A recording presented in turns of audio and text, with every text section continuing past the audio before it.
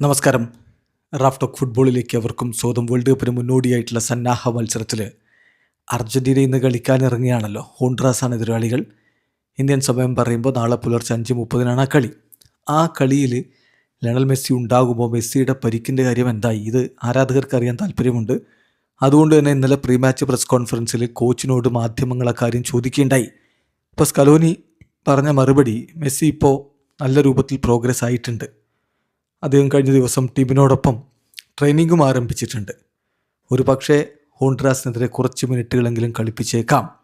അതിന് പറ്റിയില്ലെങ്കിൽ എന്തായാലും ഐസ്ലൻഡിനെതിരെയുള്ള കളിയിൽ മെസ്സി ഇറങ്ങും എന്നാണിപ്പോൾ കോച്ച് ലയണൽ സ്കലോനി ഉറപ്പിച്ചു പറഞ്ഞിരിക്കുന്നത്. സ്കലോനിയുടെ വാക്കുകളിലേക്ക് പോകുമ്പോൾ അദ്ദേഹം പറയുന്നു, Leo Messi is much better.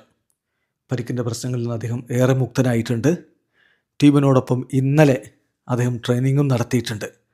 ഒരു പക്ഷേ കുറച്ച് മിനിറ്റുകൾ നാളത്തെ കളിയിൽ അദ്ദേഹം ഇന്നലെ പ്രീ മാച്ച് പ്രസ് കോൺഫറൻസ് പറയുകയാണ്, നാളത്തെ കളിയിൽ അദ്ദേഹത്തിന് ലഭിച്ചേക്കാം, അദ്ദേഹത്തെ കളിപ്പിച്ചേക്കാം. ഇഫ് നോട്ട്, അങ്ങനെയല്ലെങ്കിൽ എഗെയിൻസ്റ്റ് ഐസ്ലൻഡിനെതിരെയുള്ള കളിയിൽ മെസ്സി ഇറങ്ങും എന്നാണിപ്പോൾ എന്തായാലും ലയണൽ സ്കലോനി സ്ഥിരീകരിച്ചിരിക്കുന്നത്. അത് തീർച്ചയായിട്ടും അർജൻറ്റീന ആരാധകർക്ക് വലിയ സന്തോഷം പകരുന്ന കാര്യമാണ്. മെസ്സിയുടെ കാര്യത്തിലാണ് അവർക്ക് വലിയ ആശങ്ക. അദ്ദേഹം ഫുൾ ടൈം കളിക്കണം എന്നാണല്ലോ ആഗ്രഹിക്കുന്നത്. എന്നാൽ ശരിക്കും പരിക്കിൻ്റെ വിഷയത്തിൽ നല്ല ആശങ്കയുള്ള കളിക്കാർ വേറെയുണ്ട്.